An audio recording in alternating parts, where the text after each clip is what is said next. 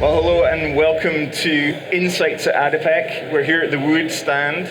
It's day 3 of ADIPEC 2022, and we're here to talk about some reflections from the week, and also specifically talking about a roundtable that we hosted this morning with our friends at Gulf Intelligence, talking about the sustainable balance between energy security and energy transition. So my name's Colin Ross. I'm going to be hosting us through this episode, and I'm joined by 2 great contributors here today. First of all, I've got Sean Evers from Gulf Intelligence. Sean, you're very welcome. Thank you very much. And then we've got Richard Spires here from Wood. Richard, good to see you again. Thanks very much. I wonder if you could just do me a favor before we get into the detail of this. Perhaps you could just give me a quick introduction as to who you are and what you do. So Sean, can I get you to start? I'm Sean Evers, the managing partner of Gulf Intelligence, which is a Middle East-based strategic communications consultancy that focuses exclusively on the energy sector in the region, in the Middle East. Excellent. And you were our very capable facilitator this morning on the session. Thank you. Yes, I was. Richard. Yeah, Richard Spires. I'm the Technology Development Director for Wood, so I look after our technology profile and portfolio and its development in collaboration with other partners. So I'm looking at steering our technologies into the energy transition and building Wood's capability in that space. Very good. Well, thanks very much for joining us. I want to just start. ADIPEC is back with a fairly significant bang, it would seem. I know it was up and running last year, but it seems like there is some significant momentum. There's a lot of energy. There's a lot of people kicking around. Sean, keen to hear your reflections on the first 3 days. What's the takeaway? What's the mood in the room? What are you feeling? We've reached the blank stare stage of the marathon. 3 days in. You know, I think it's kind of interesting because the last time we had $100 a barrel average oil price on Brent for a year, the mood of the room was a lot more positive. That's one of the things. I suppose it's the context of the meeting of ADIPEC this year. I'm surprised that the mood in the room isn't a lot more optimistic, a lot more celebratory in the sense that this industry, relies a lot on where the price goes in terms of its outlook and vibrancy. And I suppose that's one of the takeaways of the week, that the juxtaposition to the mood in the room versus the health of the sector is quite positive, but yet I think there is a real tension as we end this year between energy security and energy transition, and we're kind of caught in the middle of it, and we don't really, it's not a bit like the deer in the headlights. You don't really know what to do, how to look, because it's a little bit paralyzing, I think. So that's a weird sense, my sense anyway. I'd like to just pull that thread a little bit, and then I'm going to come to Richard, but I guess is it that sense of the responsibility that we have as this energy industry to be able to do something that both addresses the short term and then the long term. Do you think that's what's causing? Well, I've been a journalist in this sector for many years, a facilitator for many years. I don't think we've ever been so much at the center of the story. We're both, as they'd say in sports, you're on the back page, on the front page, and now also in the middle page, and so. And in many ways, for all of the wrong reasons, the industry on a very macro level, it does seem to be, there's tensions between the producers, their biggest customers, there's tension between the climate challenge, which is now coming front and center with COP, very much only days away, which is supposedly an implementation COP, which of course puts an extra layer of expectation on the industry. It's in the region, it's in the Middle East. The next one is in the Middle East, here in the UAE. So there's so many aspects around the energy narrative in 2022 in which the industry is right at the crosshairs of expectation and obligation and, strangely, but I suppose on some positive level, the beneficiary of. I mean, there's not too many sectors that are winning this year in a very sort of crass sense of definition, and the energy sector is one, while a lot of the backdrop isn't so positive. So I think all of those reasons make it a little bit of a strange moment. Interesting. Richard, keen to hear your reflections. I don't know if they align or they completely go in a different direction. No, I think the other side of the coin. I see a lot of passion. There's a lot of energy, and maybe it's pent-up energy, but there's a lot of willingness to get things moving, make projects happen, get technologies onto the ground, and actually get ourselves moving toward that energy transition space, in towards that circular economy space. Wood had a great announcement today with OMV, and that sits in very nicely with, I think, the way a lot of people are going within this space. They want to work together. They want to really get this energy transition moving for the benefit of all the energy industry. So we talked about, very briefly, COP27. It's imminent. And obviously sitting in the UAE, COP28 is not so very far away. I like your reference to the implementation COP. Give me a bit of a reflection on 26, 27, 28, and what does that mean for the energy sector? And has there been a shift in terms of the radar of where the energy sector sits in that storyline? Sean, any? Well, I think if you take the analogy of the pendulum, coming out of COP26, of course, which is in your home territory, if you like, Glasgow, was very transition pendulum swing. I mean, a lot of the energy sector industry wasn't even permitted in Glasgow. I don't know about into the area of the COP buildings, but ultimately it seemed we came out of that and the pendulum had swung decisively towards an accelerated sense of transition, which of course was already in the narrative, but it was very much. And in the second half of the 12 months since, obviously with the crisis in Ukraine, the pendulum has swung very much towards energy security for all of the obvious reasons. And perhaps I would say that was pendulum in both cases may have been swinging and would have happened over a slower, longer period of time, because we already had the deficit of investment, capex investment over the last decade. And so that pendulum was going to swing energy security's way anyway, but it swung dramatically and much quicker because of the backdrop of the challenge with Russia in Europe and elsewhere.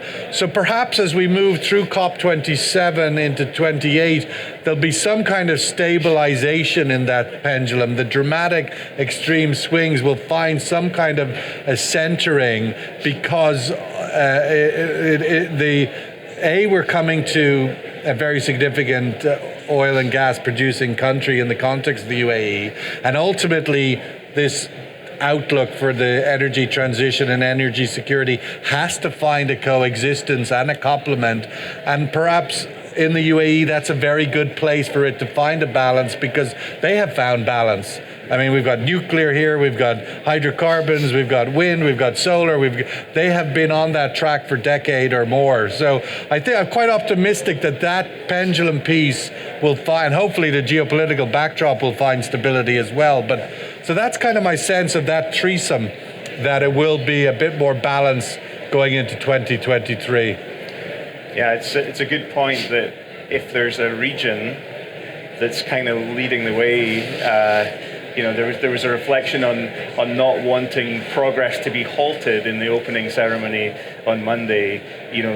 We have to find a way to move forward, and if there's a region that can do that, it seems like when you look at the credentials on CCUS, on hydrogen, on all the other things you've been mentioning, that energy sector as a totality, I think there's a great opportunity here to see that come to realization in a very real way, and in a material way, where perhaps some other regions may well be dancing around the edges a little bit. Well, I think the other interesting part, and sorry to no worries, is the other sort of takeaway this week, and perhaps it's crystallized this week a little bit in the context of what we're talking about, but has been migrating, is the surge to the front of the class of the national energy company as the leader in the industry, where we've existed for I don't know, take your calendar, 50, 60 years, whatever, let's say, since the creation of OPEC in the early 1960s maybe, but as the nationalization of the energy sector, the region reclaimed its ownership of the resources, but ultimately, with the public listing of Aramco, the privatization of a number of ADNOC's assets, distribution, drilling, and so forth, and the future outlook for new supply capacity being anchored in this region as other regions get sort of disrupted by the transition requirements. All in all, it feels that the national energy sector is coming very much to lead the industry. And I feel that's another sort of takeaway at ADIPEC this week, a kind of a crystallization of that. Yeah, very, very helpful. This balance, we're back at the topic, balancing energy transition and security. There was a sense today as we had breakfast and our roundtable, and we'll not go into the detail because of the nature of the discussion, but there was a sense of that kind of Nike philosophy of just do it, let's get it done, and let's do it at pace. Richard, any reflections on that, and is it achievable? What does it look like? So I'm just going to pick up on the old pendulum analogy as well. And COP26 was a year ago. It's supposed to be every 2 years. We got knocked out of sequence by what's happened in the past couple of years. And we've got COP27 coming up. Only a year between COPs. There's a view. Were a lot of commitments made at COP26, and here we are a year later. Have we actually made any progress? Well, yes, I think we have. I think there is that energy and commitment to keep pushing. And we spoke this morning a lot about how do we actually make things happen? How do we just get on and do it? And we can just get on and do it, but we do need to start looking at some of the capabilities that we've got, bringing partners together, bringing collaborations together, and those who can do need to get on and do. They don't need to wait. And there are a huge amount of organizations here at ADIPEC who are willing to move forward and are willing to take the lead. And we need to support them, as would and other parties, to actually get on and make those projects happen. Because capital isn't a problem, money is out there, there's a willingness, there's a demand within society for these things to happen, and so fortune's going to favor the brave on this one.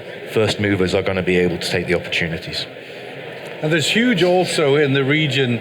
We were talking a little bit today, this morning, also about the appetite for risk, for that leap to just do it, but the leap forward to try and reconnect with the sort of pioneering and risk-taking the industry had in the decades past, the sense of, going to the moon, so to speak, in terms of the phenomenal things that the industry has done and can do, and reclaiming that a little bit. And I think they've done that here in the region, and certainly in Saudi Arabia at the moment. Every announcement is a shot to the moon, a visionary, is transformative. It's not just evolutionary, it is revolutionary in such a big way. And each of those projects, whether it be the phenomenal NEOM, the line, and they're just the headlines. There's thousands of other projects below them, and obviously within the energy sector specifically, but they are so transformative that out of them and within them can come some really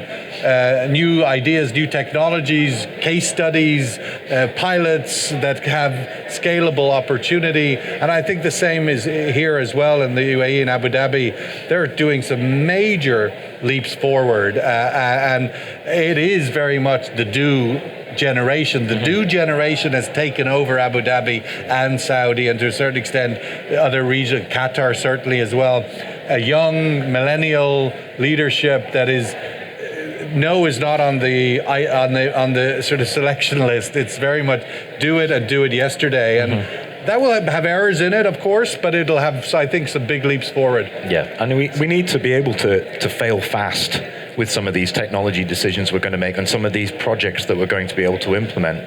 But this young millennial can-do attitude that has taken large decisions and made projects happen, complex projects in other sectors, we need to take that capability and that ability to learn, ability to make fast decisions, and apply it into this energy transition space.